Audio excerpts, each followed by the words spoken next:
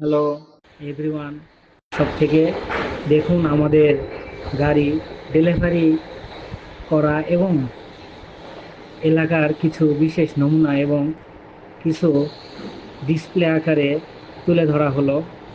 আপনারা দেখেন এবং আমার যে কৃষক ভাই বোনেরা আছে তারা আমাদের জন্য দোয়া রাখবেন।